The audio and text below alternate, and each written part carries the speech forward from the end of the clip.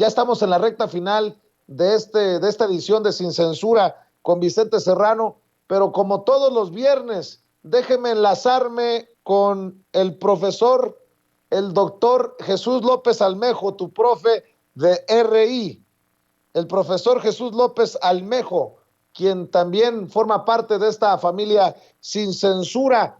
Querido Jesús, querido doctor, ¿cómo impacta la ayuda que Estados Unidos acaba de aprobar de 33 mil millones de dólares para Ucrania?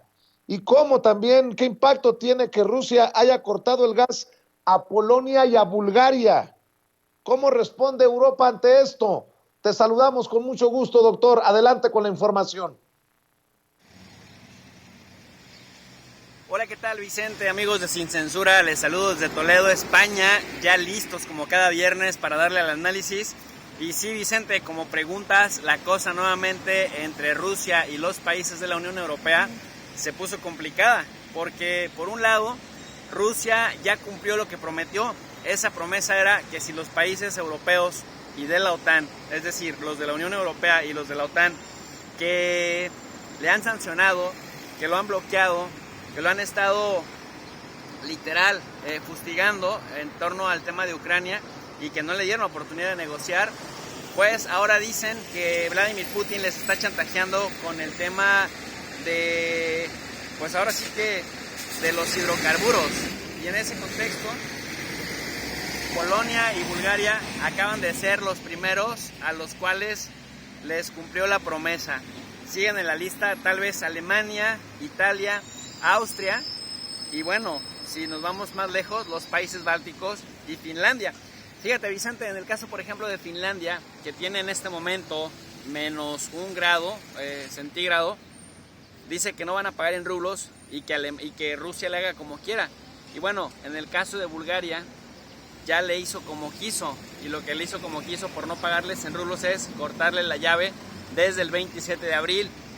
La reacción de la Unión Europea en la voz de la presidenta de la Comisión Europea, Ursula von der Leyen, fue que estaba tratando de chantajearles, pero en la voz de Jens Stoltenberg, el secretario de la Organización del Tratado del Atlántico Norte de la OTAN, que también han estado mandando armas muy activamente a Ucrania, pues ¿sabes qué es lo que dicen? Que se está preparando para un conflicto de larga data, es decir, lo están poniendo un tanto al revés.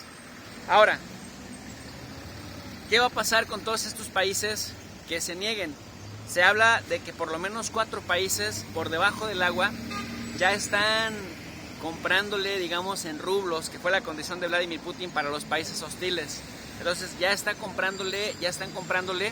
Y acá lo que se vislumbra es que se rompa la acción unitaria colectiva de los miembros de la OTAN y de la Unión Europea, porque parte de lo que los Estados Unidos había estado impulsando a través de Anthony Blinken y a través también de Joe Sleepy Biden era justamente que ningún país en lo individual por sí solo negociara nada con Rusia que pudiera servirle a Rusia de palanca para potenciar lo que estaban haciendo en Ucrania.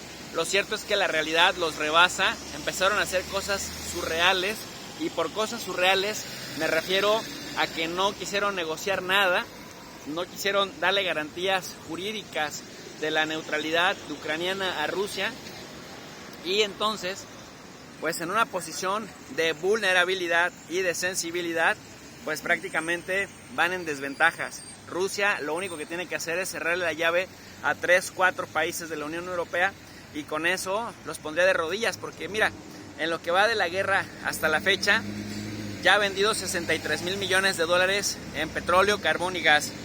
Entonces para Rusia el hecho de que Bulgaria o el hecho de que Polonia no le compren en este momento, porque ya le cerró, literal le cerró el gas, pues no le representa gran cosa, pero para ellos, por ejemplo para Polonia, representa entre el 68 y el 78% de todo el gas que consumen, y en el caso de Bulgaria hasta el 94%.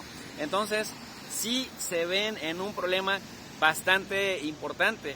Si luego viene Finlandia, si luego vienen los países bálticos, y si posteriormente se suma Rumania y Grecia a la lista de países que siendo sancionadores también sean sancionados por Rusia, la Unión Europea estará en un dilema muy importante, porque el otro en la lista sería Alemania, o aceptar que abiertamente va a seguirle comprando gas a Rusia en rublos y fortalecer la moneda rusa y seguir financiando las operaciones de Rusia en Ucrania, o por otro lado van a tener que sentarse a negociar cuando las poblaciones europeas salgan a manifestarse porque se les encarezca la vida.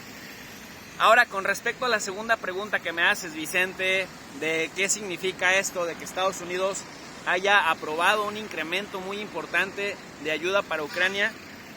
Recordemos que apenas hace un par de meses el Congreso de Estados Unidos le aprobó a Joe Biden 13.600 millones de dólares para Ucrania, para ayuda militar, ayuda de inteligencia, ciberseguridad y bueno, también se supone que para equilibrar su economía.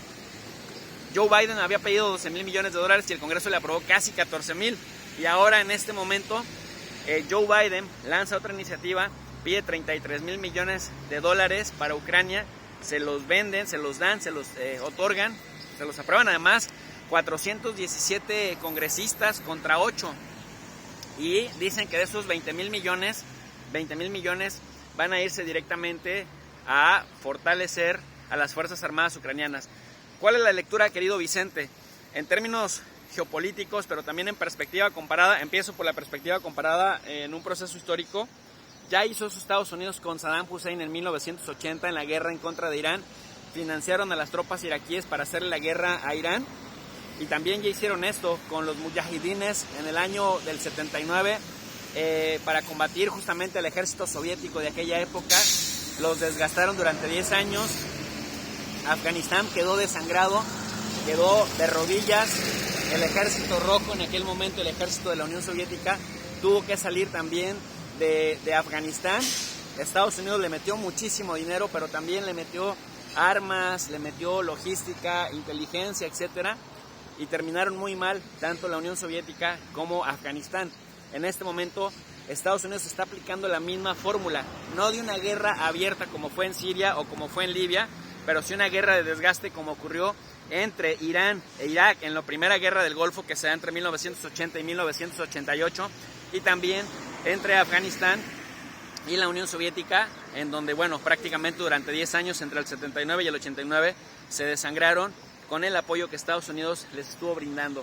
Sergei Lavrov reaccionó desde Moscú y dijo que Estados Unidos estaba cada vez más cerca de un conflicto con Rusia y estaban haciendo todo lo posible por mermar a Rusia, entonces que no les sorprendiera una reacción virulenta por parte de Rusia, a lo que Joe Biden dijo que ellos no se iban a quedar sin hacer nada, es decir, que no iban a atestiguar cómo lentamente Rusia agredía a Ucrania y ellos sin hacer nada, cuando en realidad lo que han hecho es estar aumentando sus gastos económicos, más bien sus ingresos económicos, porque habían presionado a los países europeos a aumentar su gasto en armamento.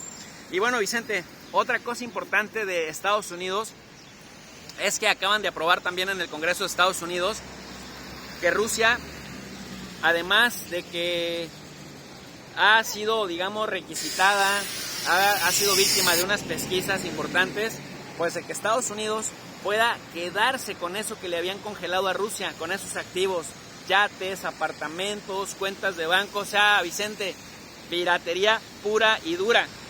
Con lo que esto es inédito también, es nuevo en el sentido de que le están incautando a otro país algo que normalmente se congelaba y a ese país se le regresaba. Pero ahora la propuesta es, y también el fiscal general de Estados Unidos pidió poderes especiales para ello, la propuesta es que les incautas yates, apartamentos de lujo, cuentas bancarias y otras propiedades rusas que pueda Estados Unidos confiscar, venderlas y utilizar ese dinero para financiar a Ucrania. Una especie como de doble humillación que me parece que raya más allá de la provocación. Pues Vicente, querido, amigos de Sin Censura, Ceci, don David, Vicente, pues hasta aquí sería mi análisis en este momento. Y como les digo, les saludo desde la ciudad de Toledo, España, en donde pues se siente también el ambiente tenso, porque hemos visto bastantes banderas colgadas en las casas, en Madrid, en algunas ciudades de España, en apoyo a Ucrania, incluso en las plazas públicas, pero suponemos que es el contexto pues que le está tocando vivir a Europa, en donde además se están disparando los precios de los energéticos, y esto a la postre va a traer otro incremento en la luz, otro incremento también en las gasolinas, y esto se va a resentir también en el consumo de alimentos, es decir, la subida en el precio de los alimentos va a sacudir en muy poco tiempo a las sociedades europeas. Vicente, hasta aquí mi análisis. Querido Jesús, querido profe, querido doctor Jesús López Almejo, te pedimos también que te mantengas desde allá, desde Toledo, España, al pendiente de la conversación entre el presidente Andrés Manuel López Obrador y su homólogo estadounidense Joe Biden, y juntos, aquí en Sin Censura, analizaremos, te estaremos molestando para que nos des tu análisis, tus opiniones sobre ese encuentro. Agradecido por este análisis que haces desde Toledo, España, tu profe de RI. Recuerde de suscribirse a su canal, al canal del profe Jesús López Almejo en YouTube. Tu profe de RI, recuerde que Relaciones Internacionales se abrevia así, RI. RI quiere decir Relaciones Internacionales.